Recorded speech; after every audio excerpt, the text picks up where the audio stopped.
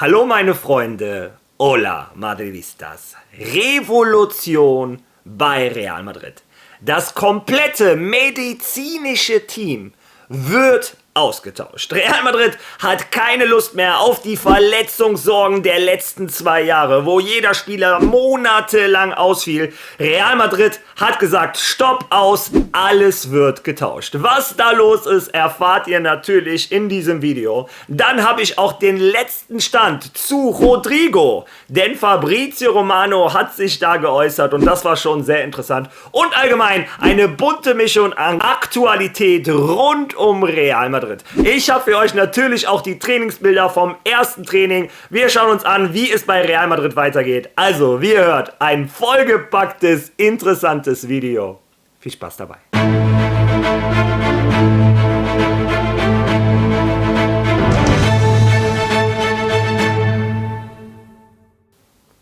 Starten wir, wie so oft in den letzten Wochen, dieses Video mit einem Abgang. Diesmal ist es aber kein Jugendspieler von Real Madrid Castilla. Diesmal ist es leider ein, gescheiterter Profi bei Real Madrid. Ich möchte es nicht zu böse formulieren, aber Reinier. Dieser Brasilianer, der damals kurz nach Vinicius und Rodrigo geholt hat, ist das Beispiel, das auch ein Real Madrid mal daneben fassen kann. Das Konzept von Real Madrid in den letzten Jahren kannten wir, um gegen die Giganten Europas mithalten zu können und keine unendliche Summen in die Hand nehmen zu müssen, hat Real Madrid sich darauf konzentriert gehabt, die jüngsten Talente aus Südamerika sich zu schnappen, zu einem noch angemessenen Preis. Bei Fede Valverde hat das überragend geklappt, bei einem Vini, bei einem Rodrigo etc. Die sind jetzt alle ein Vielfaches wert von dem, was Real Madrid damals investiert hat. Bei René geht das Experiment leider daneben. Der Brasilianer wurde am Anfang seiner Zeit sehr hoch gelobt, hat in Brasilien mit 18 die Liga auseinandergeschossen, ist in Madrid nie richtig angekommen, ist nach Dortmund ausgeliehen worden für 2 Jahre, es hat nicht geklappt, ist dann weiter ausgeliehen worden in der Liga, in Italien etc. und hat nirgendwo so richtig Fuß gefasst. Und jetzt, im letzten Jahr seiner Karriere oder seines Vertrages bei Real Madrid, hat Real Madrid noch eine Lösung gefunden. Er wechselt zurück nach Atlético Mineiro, nach Brasilien. Und das Gute ist, es gibt schlechte und gute Nachrichten. Die schlechte, Real Madrid kann keinerlei Klausel, keinerlei Millionen dafür bekommen. Der Zug ist dafür abgefahren. Aber Real Madrid hat eine 50-prozentige Weiterverkaufsklausel. Sollte der Junge also in Brasilien wieder explodieren und wieder das zeigen, was ihn dazu überhaupt gebracht hat, nach Madrid zu wechseln, und sollte ein Chelsea dieser Welt, ein Paris, was auch immer, etliche Millionen in die Hand nehmen, wird Real Madrid davon die Hälfte gehören. Ich drücke René sowieso die Daumen. Er hat immer Ruhe bewahrt, hart gearbeitet. Er kann auch nichts dafür, dass es nicht geklappt hat. Aber wenn er nochmal explodiert, könnte Real Madrid die Millionen mit Sicherheit gebrauchen.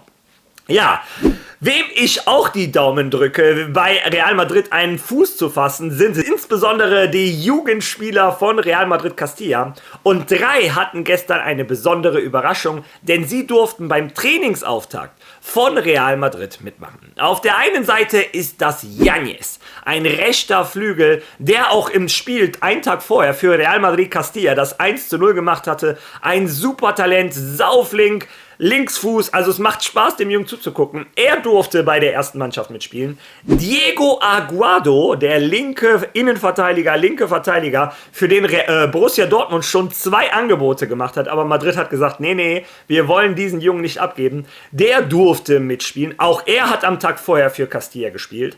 Und diese beiden haben für mich ein bisschen Sinn ergeben.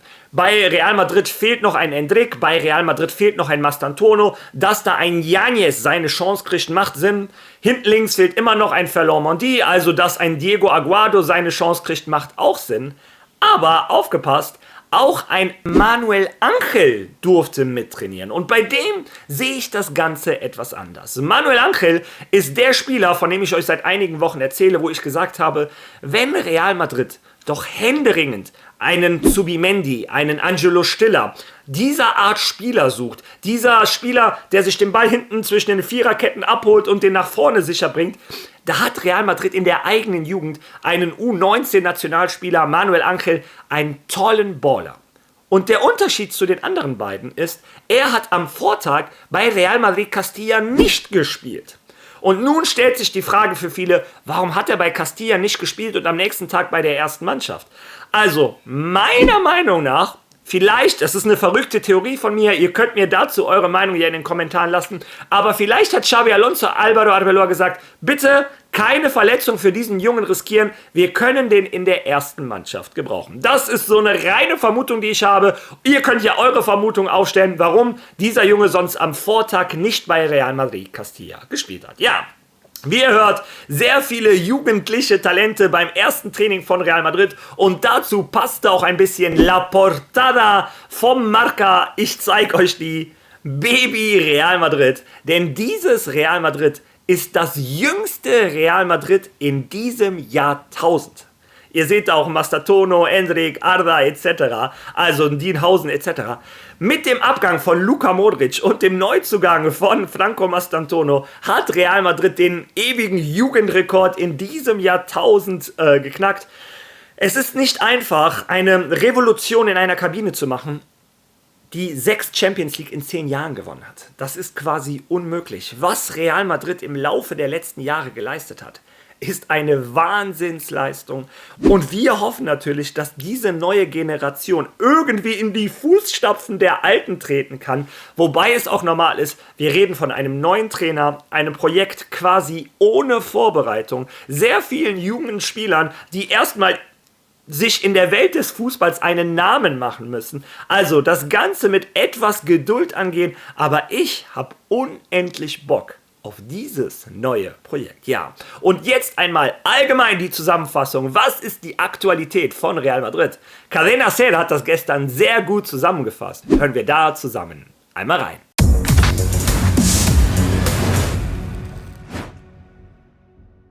Nun, ab 10 Uhr fanden die medizinischen Untersuchungen statt. Xabi Alonso war schon um 8 Uhr morgens in Valdebebas unterwegs. Endrick war der erste der Spieler, der angekommen ist, und das, obwohl er weiterhin verletzt ist. Man rechnet erst im September mit ihm. Alle waren da, außer Bellingham, der nach seiner Schulteroperation bis Oktober nicht spielen kann. Es war der erste Tag von Álvaro Carreras mit dem Rest seiner Mannschaftskameraden. Rund um Valdebebas herrschte eine großartige Stimmung. Um 6 Uhr abends fand das Training unter Ausschluss der Öffentlichkeit statt, aber draußen warteten etwa 200 Fans auf die Spieler, wie wir gehört haben. Die am meisten bejubelten Xabi Alonso, außerdem Vinicius und Mbappé. Es gab ein Detail, das ebenfalls Aufmerksamkeit erregt hat. Unter Ancelotti durften sie bis zu einer halben Stunde vor dem Training ankommen. Heute ist kein einziger Spieler vor 5 Uhr angekommen, also eine Stunde vorher, daher scheint es eine Anweisung von Xabi Alonso zu sein. Während der Einheit war es sehr heiß, 38 Grad. Es gab die üblichen Übungen für den ersten Kurstag, Aufwärmen und Ballbesitzübungen, alles ganz entspannt. Morgen um 10:30 findet die zweite Einheit statt. Und alle Trainingseinheiten finden diese Woche in Valdebebas statt, in Erwartung des Freundschaftsspiels am Dienstag, den 12. in Innsbruck gegen Tirol. Und das am Dienstag, den 19., die kürzeste Saisonvorbereitung der Geschichte, nämlich 15 Tage mit dem Ligadebüt gegen Osasuna endet. Ich habe dich seit Wochen nicht gehört, Javier Reyes, und brenne darauf zu erfahren, wie du diesen Transfermarkt von Real Madrid einschätzt und was du von einer Mannschaft erwartest, die eindeutig im Nachteil gegenüber dem Rest in die Saison startet. Ich denke, das ist ziemlich offensichtlich. Ja, Madrid wird keine Zeit haben, eine richtige Saisonvorbereitung zu machen. Ich denke, darüber muss man noch einmal nachdenken. Es geht nicht darum, dass es Real Madrid ist, sondern darum, dass die Spieler letztlich Athleten sind, Fußballer, die ihre Energiespeicher für die ganze Saison auffüllen müssen. Und du kannst eine Saison nicht beginnen, ohne eine Vorbereitung absolviert zu haben. Nun, im vergangenen Jahr, um nicht weiter zurückzugehen, sah man bei den Spielern, die von der Europameisterschaft kamen, angefangen bei Mbappé, bei Bellingham, die auf Mallorca debütierten, dass die Mannschaft unentschieden spielte und dass dem Team einfach die Spielpraxis fehlte. Ancelotti hätte auf andere Spieler zurückgreifen können, die bei der Amerika-Tour dabei waren, aber das hat er nicht getan und das hat sich gerächt. Das ist einfach. Hast du keine Vorbereitung, zahlst du am Ende den Preis. Ich glaube, dieses Jahr haben Mannschaften, die das nicht gemacht haben. Gestern sah ich Atletico Madrid, zweite Halbzeit. Sie konnten kaum noch laufen, obwohl die Hälfte der Spieler neu war. Aber sie waren körperlich einfach nicht in der Lage dazu. Und das, obwohl sie bei der Club-WM früher ausgeschieden sind? Korrekt. Sie hatten Vorbereitung? Nein, das reicht nicht. Das reicht einfach nicht. Körperlich reicht es nicht. Jetzt ist es so, dass Madrid zu Hause durchaus in der Lage ist, Spiele auch ohne Vorbereitung zu gewinnen. Das ist offensichtlich. Aber dann gibt es im September eine Länderspielpause, die neue Champions League beginnt. Die alte Champions League gibt es ja nicht mehr und jetzt musst du eine Gruppenphase spielen und am Ende kommst du auf 70 Spiele. Und wenn deine Tanks dann nicht voll sind, hast du ein Problem.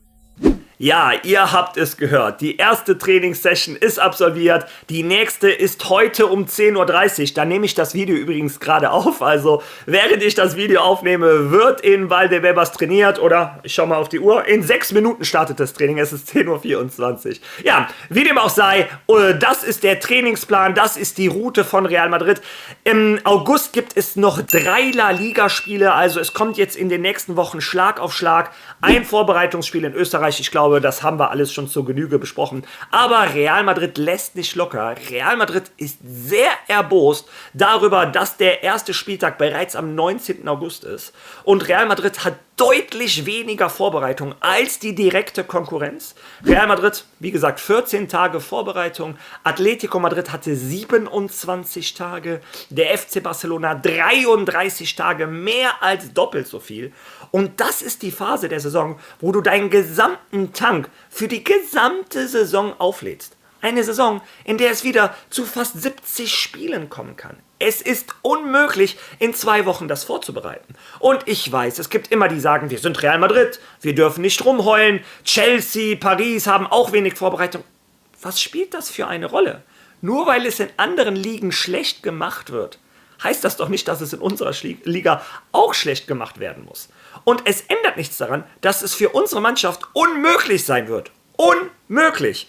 In 2 Wochen sich auf eine 10-Monate-Saison mit 70 Spielen vorzubereiten. Naja, kommen wir zum letzten wichtigen Punkt des heutigen Videos, Rodrigo. Viele von euch haben da eine geteilte Meinung. Einige sagen, der muss weg, andere sagen, nein, der muss spielen, sogar vor Vinicius etc. pp.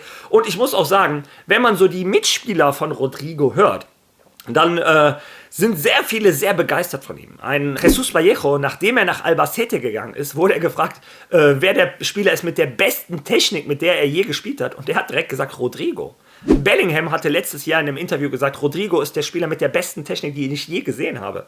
Also, der Brasilianer ist natürlich ein genialer Baller. Was mich an ihm stört, ist, dass er unsichtbar ist, teilweise.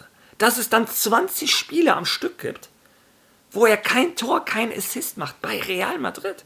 Der ist mir nicht konstant genug und das ist ein Problem. Ich weiß, er muss auf einer Position spielen, die nie seine ist. Aber das ist Real Madrid, das wird sich nicht ändern. Er wird nicht besser als ein Vinicius werden. Er wird nicht besser als ein Mbappé werden. Wenn er bei Real Madrid bleiben möchte, muss er Zahlen liefern als rechter Flügel. Und das ist das Problem, was ich sehe. Ich sage nicht, er ist kein guter Fußballer. Im Gegenteil, ich sage jedes Mal in meinen Videos, wenn dieser Junge über links spielen darf, ist er einer der besten Fußballer der Welt. Wird er bei Real Madrid aber nicht dürfen.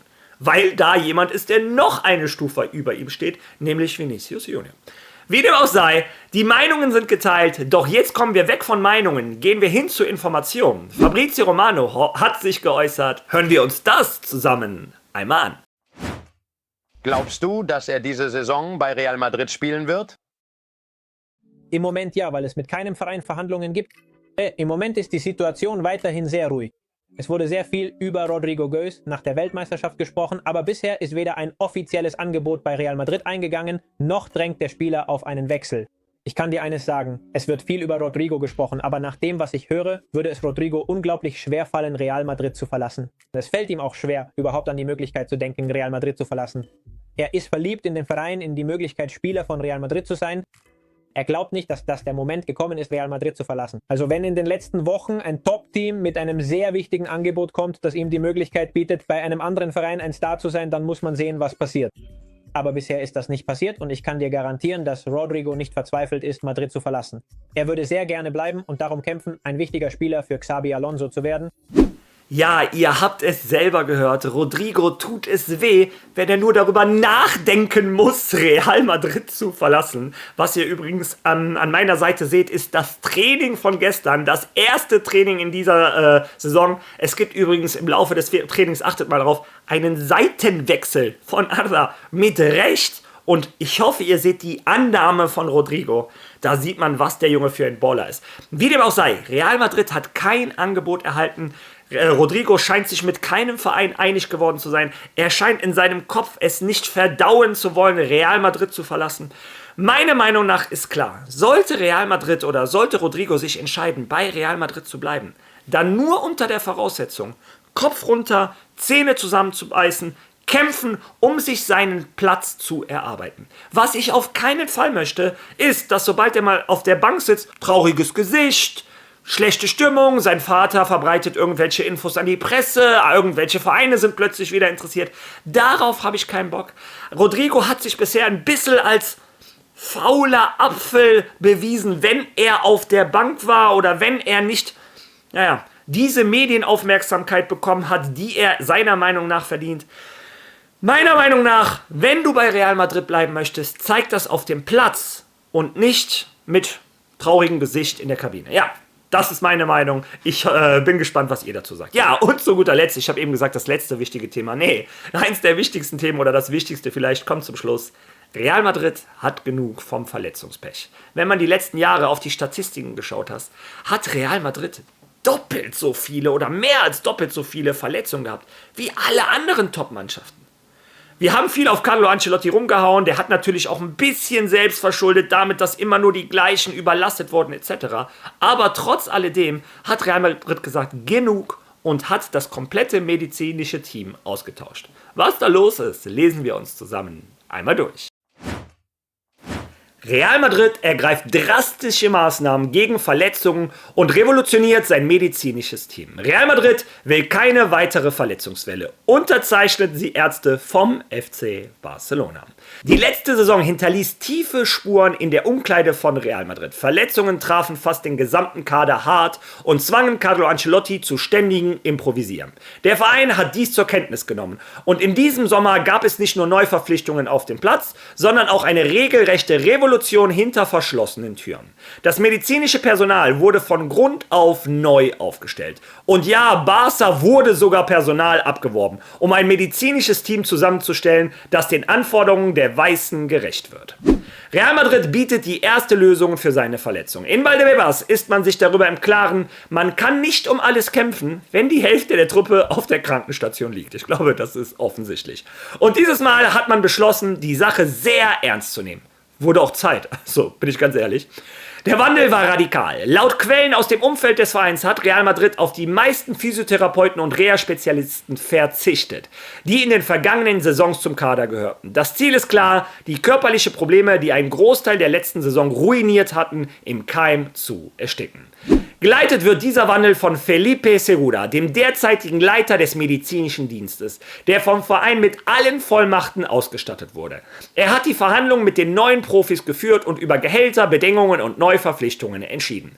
Zu den Neuzugängen zählen Namen von Vereinen wie Granada, Betis, Malaga und sogar dem ewigen Rivalen FC Barcelona. Ein mutiger Schritt, der zeigt, dass es wichtiger ist, die Besten zu haben, als Rivalität. Doch es sind nicht nur neue Gesichter. Real Madrid hat sich auch für eine Verstärkung seiner technologischen Arsenals entschieden. Künstliche Intelligenz soll es ermöglichen, Überlastungen oder körperliche Ungleichgewichte zu erkennen, bevor sie zu Verletzungen führen.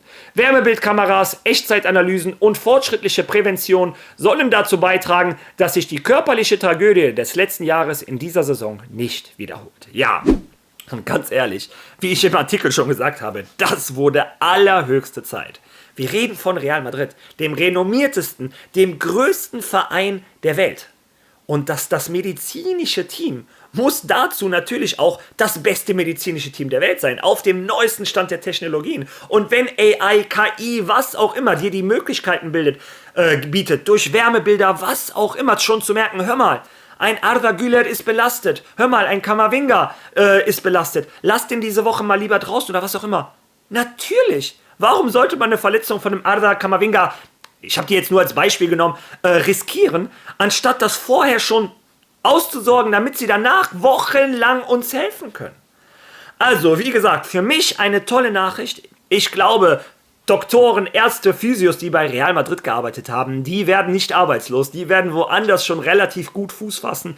Allerdings finde ich, bei Real Madrid musste es Konsequenzen geben nach dem Verletzungsdrama der letzten 2 Jahre. Florentino Perez hat durchgegriffen. Für mich eine gute Entscheidung. Ja, ob es für euch eine gute Entscheidung war, dieses Video zu schauen, das möchte ich gerne in den Kommentaren lesen oder mit Likes bestätigt bekommen. Ihr wisst, wie YouTube funktioniert. Wir sind weiterhin auf der Jagd nach den 15.000 50.000 ist ein langes Ziel, wäre trotzdem schön, wenn du mir dabei hilfst. Und ich würde vorschlagen, wir sehen uns morgen wieder. Ich habe schon eine enorme Vorfreude darauf. Also, bis morgen. A la Madrid!